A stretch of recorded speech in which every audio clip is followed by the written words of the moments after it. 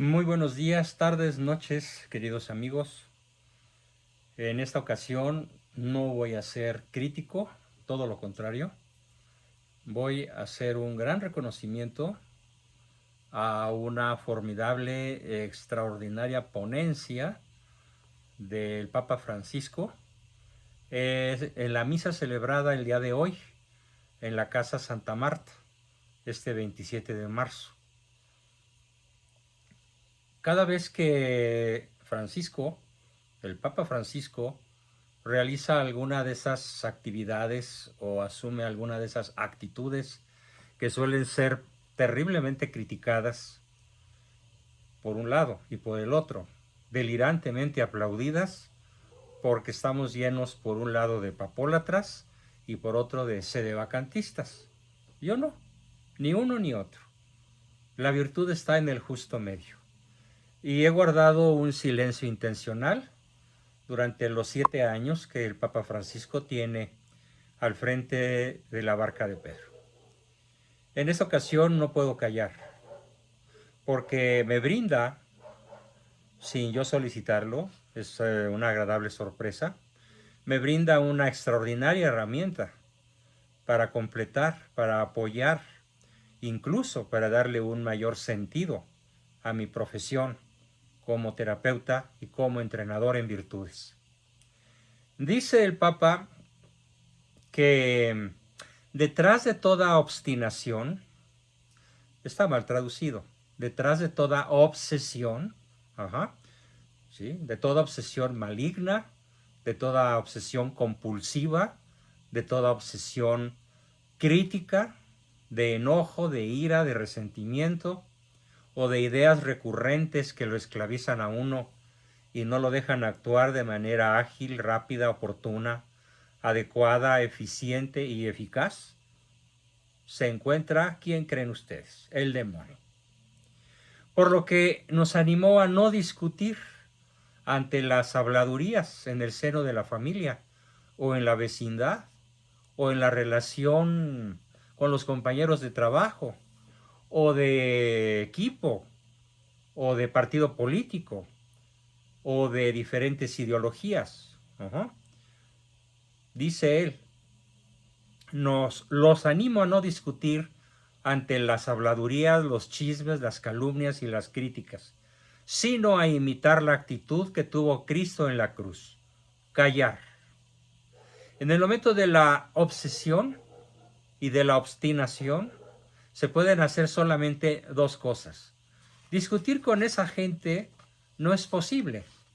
Con ciertas personas no es posible, porque tienen ideas fijas. Son ideas que el demonio ha sembrado en su corazón y en su mente. ¿Qué podemos hacer? Lo que ha hecho Jesús: callar. A esto tengo muchos años, décadas, llamándolo reacción nula.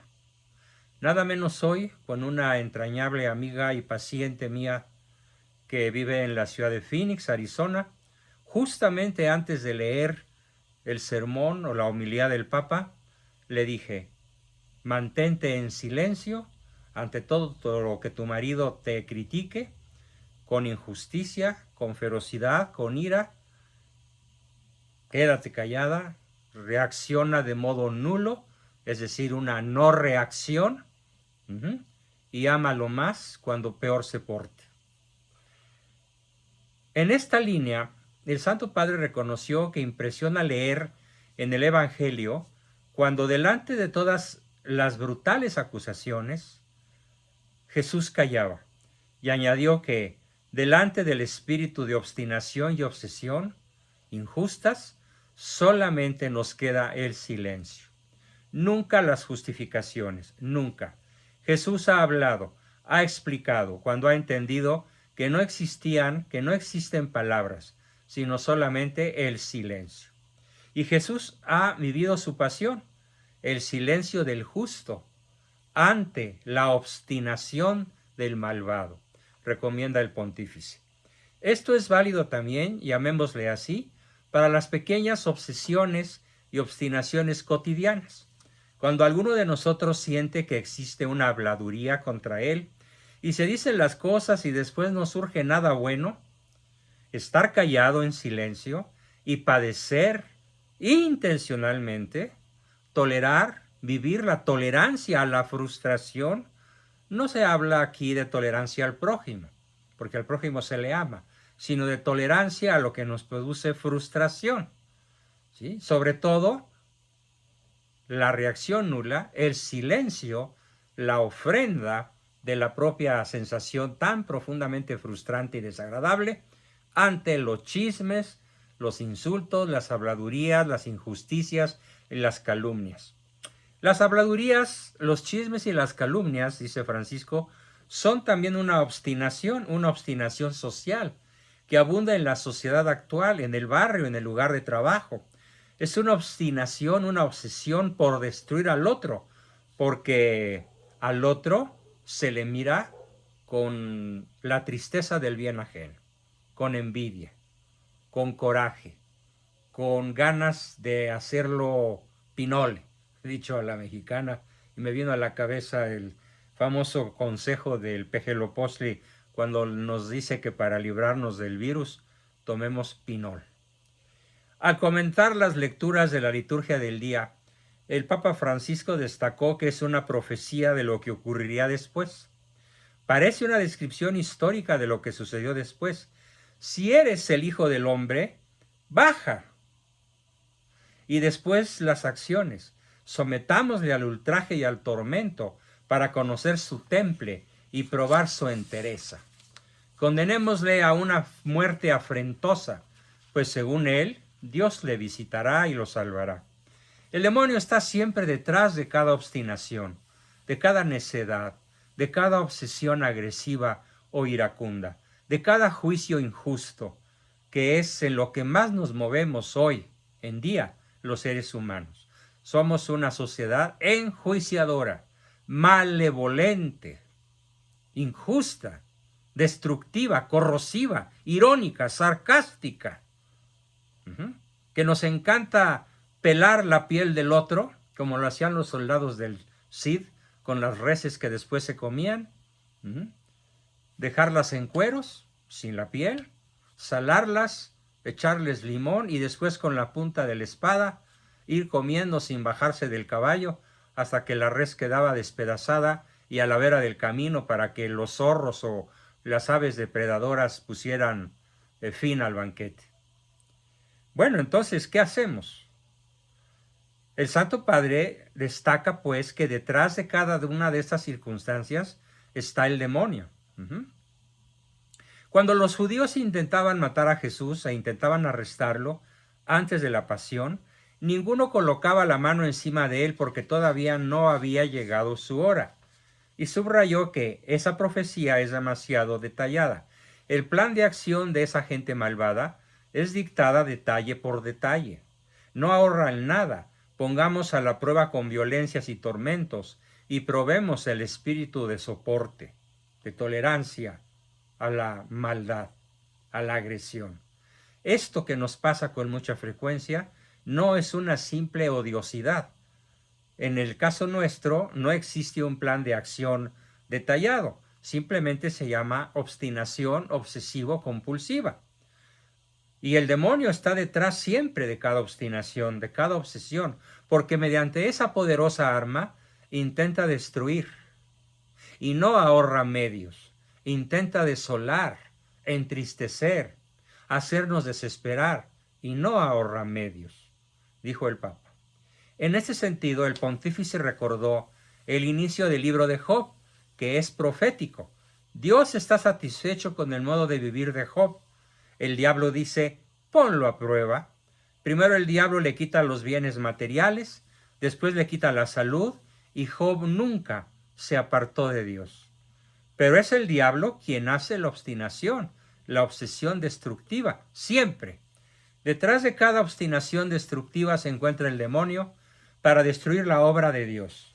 Detrás de una discusión irracional o de una enemistad absurda, puede ser el demonio de lejos con las tentaciones normales, pero cuando hay obstinación y obsesión destructiva, no dudemos, está la presencia del demonio.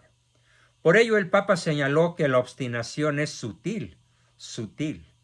Pensemos cómo el demonio no se ha obstinado solamente con Jesús, sino también en las persecuciones durante 2000 años contra los cristianos, sobre todo ahora, en esta época del posmodernismo decadente. Cómo ha buscado los medios más sofisticados para conducirlos a la apostasía, a los cristianos, a alejarse de Dios. Esto es, como nosotros decimos en el lenguaje cotidiano, esto es diabólico. Sí, de inteligencia diabólica. Lo son el malo, la diabloches, cordero, no, loba, holgada, diabloches, loba, todo el gabinete que acompaña al Pejelopostle tienen obsesiones diabólicas por destruir la vida del nonato, la familia, la libertad y la patria mexicana y desde luego, más que nada, la fe en Cristo, que aún palpita en una mayoría del pueblo mexicano. Somos más los cristianos que los no cristianos, pero los no cristianos tienen el apoyo transitorio y destinado a la derrota del demonio. Y los que estamos del lado de Cristo no tenemos riqueza, no tenemos poder y tenemos que soportar al dar testimonio de nuestra fe, tenemos que soportar con entereza y en silencio la obstinación obsesiva del acusador, del perseguidor, del homicida desde el principio, que es Satanás. De este modo, el Santo Padre relató que recientemente los obispos de un país que ha sufrido la dictadura de un régimen ateo, evidentemente el Papa no lo dijo, pero se refiere a Venezuela, le explicaron que las persecuciones llegaban a detalles como este. El lunes después de la Pascua, las maestras tenían que preguntar a los niños, ¿qué han comido ayer? Y los niños decían que habían almorzado, y algunos decían huevo, y quienes habían respondido huevo, después eran investigados para ver si eran cristianos, porque en ese país se comen huevos en Pascua. Hasta aquel punto de espionaje, al ver dónde hay un cristiano, para hostigarlo, e incluso para matarlo, y desde luego en miles de casos para matarlo. Esta es la obstinación en la persecución. La sufre Cuba, la sufre Venezuela, Ecuador, en cierta forma también Chile y Argentina, y desde luego de modo muy particular, México. Pidamos pues al Señor, dice Francisco, la gracia de luchar contra el mal espíritu, de discutir cuando debemos discutir, pero delante del espíritu de la obstinación obsesiva y agresiva, tener la valentía de callar y dejar que los otros hablen. Lo mismo delante de esa pequeña obstinación cotidiana de las habladurías, de las injusticias, las calumnias y los chismes. Dejarlos hablar en silencio, pero delante del altar de Dios. Aunque no estés en una iglesia, aunque estés únicamente dentro de las cuatro paredes, en el seno de tu hogar. El silencio, humilde, discreto, que busca hacerse parecido a nuestro divino Maestro. Concluyó el Papa, en silencio delante de Cristo. Lecturas comentadas por el Papa Francisco del Libro de la Sabiduría, capítulo 2, versículos del 12 al 22. Porque dicen discurriendo desacertadamente, corta es y triste nuestra vida. No hay remedio en la muerte del hombre, ni se sabe de nadie que haya vuelto del Hades. Tendamos lazos al justo que nos fastidia. Ah, sí, a mí como me dicen, ay, cómo fastidias, Bosco, Vasca, y de otras linduras. Yo callo.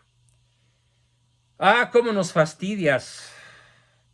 Cómo nos queremos enfrentar a tu absurdo modo de obrar cristiano. Nos echas en cara las faltas contra la ley mosaica y nos culpa de faltas contra nuestra educación. Se gloría de tener el conocimiento de Dios y se llama a sí mismo el Hijo del Señor. Crítica a Jesucristo. Cristo es un reproche de nuestros criterios. Su sola presencia es insufrible, claro.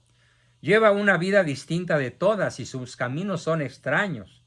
Nos tiene por bastardos, se aparta de nuestros caminos como de impurezas, Proclama dichosa la suerte final de los justos y se ufana de tener a Dios por Padre. Veamos si sus palabras son verdaderas. Examinemos lo que pasará en su tránsito. Pues si el justo es hijo de Dios, Él le asistirá y le librará de las manos de sus enemigos. Sometámosle pues al ultraje y al tormento para conocer su temple y probar su entereza. Eso es lo que nos va a ocurrir a los cristianos. Bueno, no nos va a ocurrir, nos está ocurriendo de diferentes modos. Nos está ocurriendo en casi todos los países de la tierra. Condenémosle a una muerte afrentosa, pues según él Dios le visitará. Así discurren, pero se equivocan, los ciega su maldad, no conocen los secretos de Dios, no esperan recompensa por la santidad, ni creen en el premio de las almas intachables. Y luego la lectura de Juan 7, del 1 y 2 capítulos, versículos del 25 al 30. Después de esto, Jesús andaba por Galilea, y no podía andar por Judea porque los judíos buscaban para matarle. Pero se acercaba la fiesta judía en las tiendas. Pero después que sus hermanos subieron a la fiesta, entonces él también subió, no manifiestamente, sino de incógnito. Decían algunos, los de Jerusalén: ¿no es a ese a quien quieren matar? Mirad cómo habla con toda libertad y no le dicen nada. ¿Habrán reconocido de veras las autoridades que él es el Cristo? Pero sabemos de dónde es, mientras que cuando venga el Cristo, nadie sabrá de dónde es.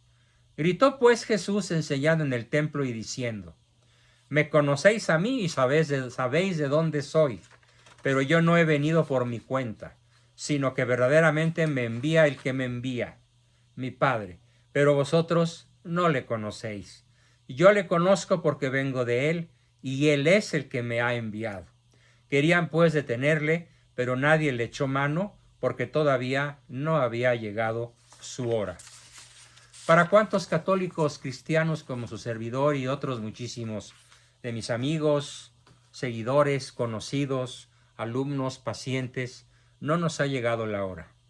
Mi mensaje en esta ocasión es: si quieres ser un buen cristiano católico, tienes que aceptar forzosamente, no hay escape, que serlo en un mundo como este implica aceptar desde formas muy sutiles y aparentemente inocuas de persecución hasta incluso el martirio físico, como ocurrió con los cristeros, o como ocurrió con el cardenal Posadas, o como ocurre cuando alguien proclama en las redes el amor a Cristo y las redes nos linchan, nos odian y hasta nos aniquilan y nos expulsan de los medios sociales. Hasta la próxima.